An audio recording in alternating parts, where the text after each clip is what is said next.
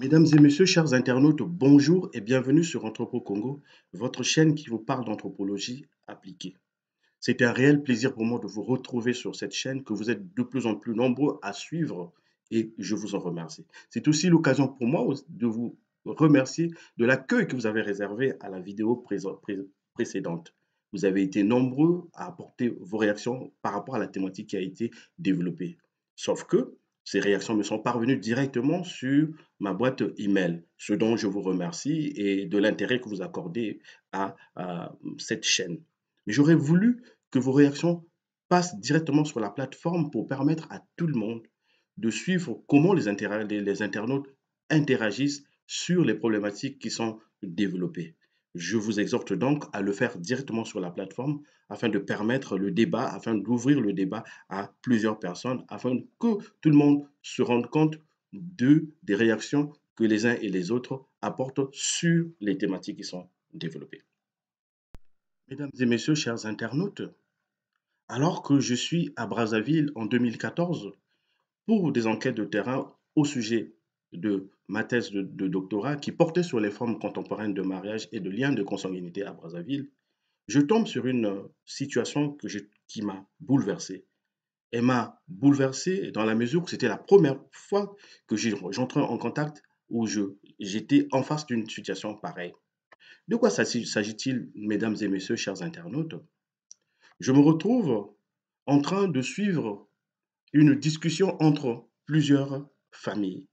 Il s'agissait de quoi exactement? Il s'agissait d'un monsieur qui restait longtemps en cohabitation, ce que nous appelons à Brazzaville, en cohabitation maritale avec une jeune femme. Cette- Ce jeune homme ou cette personne est resté longtemps, on va dire, marié, entre guillemets, avec cette femme. Je trouve que cette femme vient à décéder. Et la famille, profitant de cette situation de détresse, une situation difficile, va donc demander aux jeunes de marier cette femme, d'épouser cette femme avant qu'elle ne soit enterrée. En d'autres termes, on demande à ce monsieur d'épouser le cadavre de sa femme. J'ai été stupéfait par cette pratique que d'autant disaient à cette époque qui était devenue une pratique quotidienne et qu'on retrouve encore aujourd'hui à Brazzaville. Cela a attiré mon attention. Comment demander à une personne d'épouser un cadavre? Cela m'a beaucoup fait réfléchir. Et la raison qui était évoquée par la famille, c'est que le monsieur s'est permis de rester avec leur fille sans apporter la dot ni les prescriptions matrimoniales. Et donc, c'était pour eux l'occasion de faire payer à ce monsieur ce qu'il n'a pas pu faire du vivant de sa femme. Malheureusement, le jeune n'a pas voulu euh, répondre aux injonctions de cette famille, ce qui a créé des problèmes entre la famille de ce jeune et la famille de l'illustre disparu.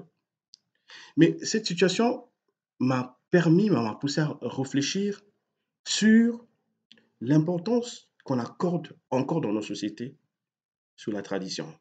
Nombreux disent que nous sommes une société en mutation et donc qui est en train d'évoluer. Sans, sans doute, dans certains cas, mais en tout cas, dans ce qui concerne le mariage, la question de la dot, les gens restent attachés à la dot et aux prescriptions matrimoniales.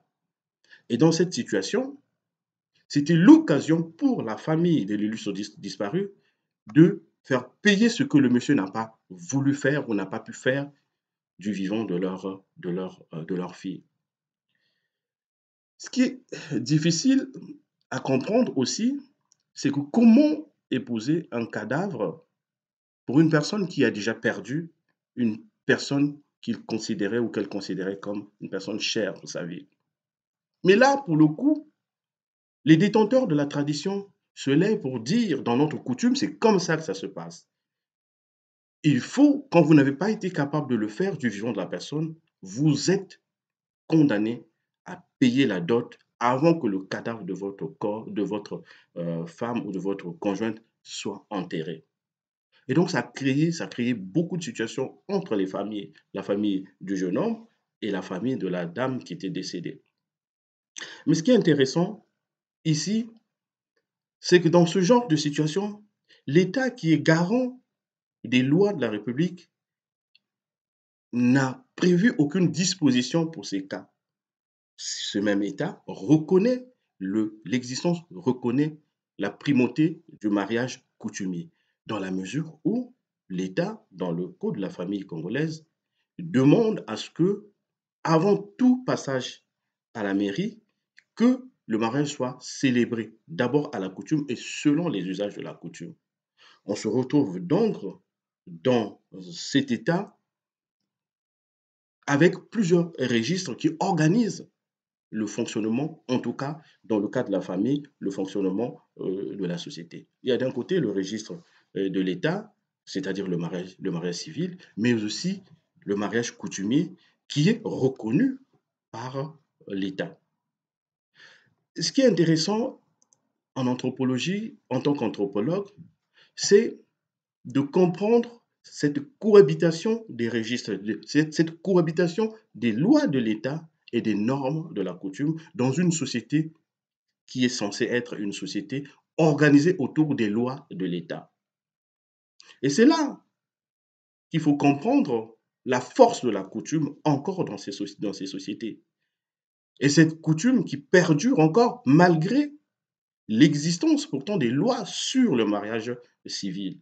Mais le mariage civil ne fait pas la légitimité du couple. Il est juste l'objet de légalisation, c'est-à-dire qu'on légalise l'union par le mariage civil, mais il ne le rend pas légitime tant que la famille n'a pas reconnu cette union et la reconnaissance passe par le versement de la dot et des prescriptions matrimoniales. Donc, on est une société où plusieurs registres cohabitent. Le registre civil et le registre coutumier. Et à côté encore, s'ajoute le régime religieux qui demande aussi aux fidèles de passer par l'Église pour la célébration du mariage.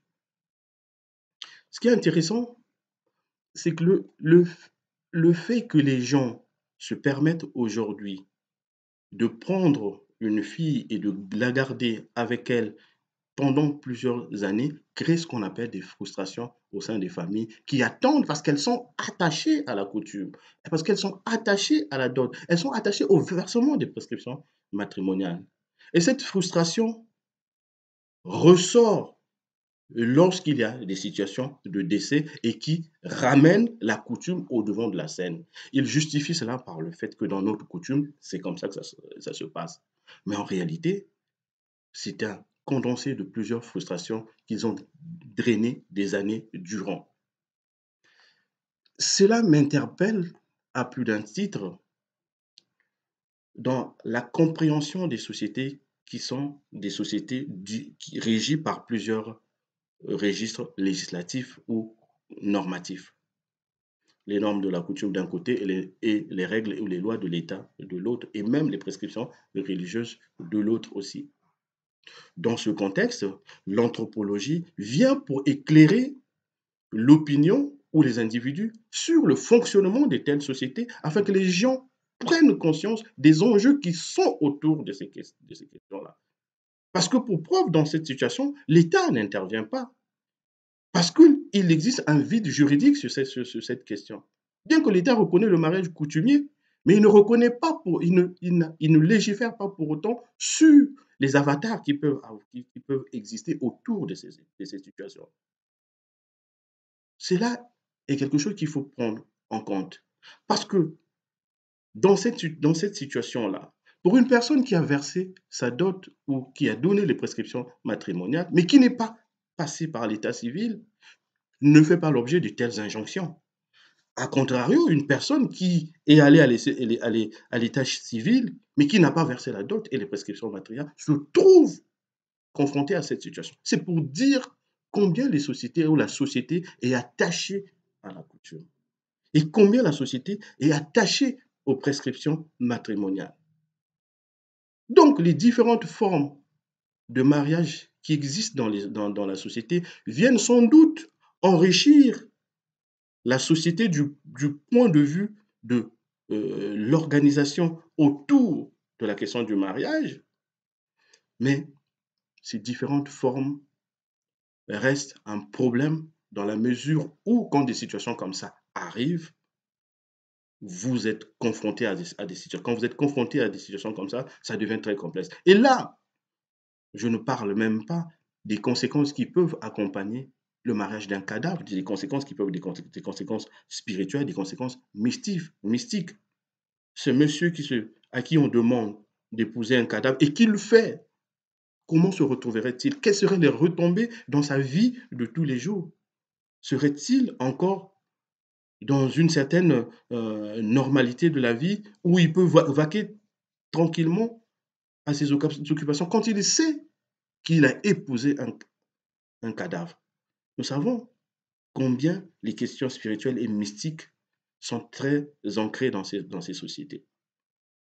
Donc, ce que je veux dire ici, ce n'est pas surestimer les lois de l'État au détriment de la coutume, mais c'est de comprendre comment tous ces registres fonctionnent dans cette société afin de prendre conscience des enjeux qui découlent de ce cafouillage normatif et législatif. C'est aussi l'occasion d'attirer l'attention des jeunes ou même d'autres adultes sur la nécessité de prendre en compte le fait que lorsque vous prenez une femme, pensez à apporter la dot ou la dot et les prescriptions matrimoniales. Parce que la société est encore attachée à cela. Oui, on va invoquer des raisons liées au chômage de masse de jeunes, au manque de moyens de jeunes. Oui, on ne peut pas exclure cela dans une société congolaise qui est en proie à la précarité, qui est sujette à beaucoup de problèmes sociaux dans ce sens. Mais cela ne n'exclut pas de faire ce qu'il faut faire du point de vue de la coutume pour votre protection. Parce que dans le cas pareil, c'est la coutume qui vous protège lorsque vous avez honoré aux engagements de la famille. L'État étant absent, l'absence de loi sur cette question ne garantit pas votre sécurité, ne garantit pas la sécurité. Et même lorsqu'il peut y avoir de sécurité dans ce sens, nous sommes, comme je l'ai dit, dans des sociétés où le mystique ou le mysticisme est beaucoup mis en avant. Et les conséquences peuvent être dramatiques pour des personnes qui se retrouvent à épouser un cadavre. Voilà un peu ce que je comptais vous dire autour de la question du mariage de cadavres, qui a été pour moi bouleversante lorsque je me suis retrouvé devant ces familles qui étaient entrées en tension, en conflit frontal, parce que la famille du conjoint ne comprenait pas pourquoi on lui faisait faire cette chose. Et de l'autre, la famille de la défunte a argué le fait que le monsieur n'avait pas honoré sa femme, donc on n'était pas reconnu, n'avait pas une légitimité, n'était pas reconnu par la famille. C'est ici l'occasion de comprendre la différence qui existe entre la légalité et la légitimité. La légalité, c'est l'État qui vous donne cette légalité par le travail, par le mariage civil, mais la légitimité ou la reconnaissance dans ces sociétés-là, elle vient des familles, des parents de la femme. Et cela est d'autant plus intéressant que beaucoup de couples vivent maritalement ayant versé la dot et les prescriptions matrimoniales, mais ne sont pas reconnus civilement, mais pour autant reconnus par la famille. Et ça, c'est le plus important dans cette société. Il est important de le comprendre et de l'intérioriser pour éviter de se retrouver dans des situations comme ça. Je ne dis pas que c'est une bonne pratique, mais j'essaie simplement de faire une analyse sur le fonctionnement des sociétés et sur les choses auxquelles les sociétés sont attachées.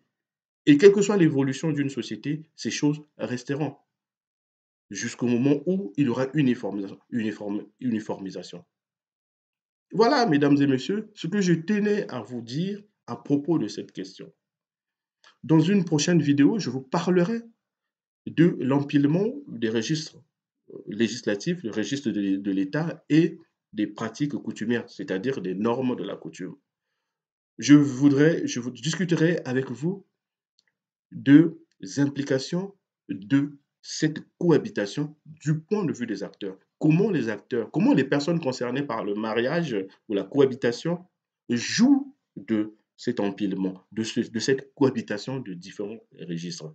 Ça serait pour la prochaine vidéo. D'ici là, portez-vous bien, mais surtout likez et partagez cette vidéo et continuez à suivre Anthropo Congo, votre chaîne qui vous parle d'anthropologie appliquée. Merci et au revoir.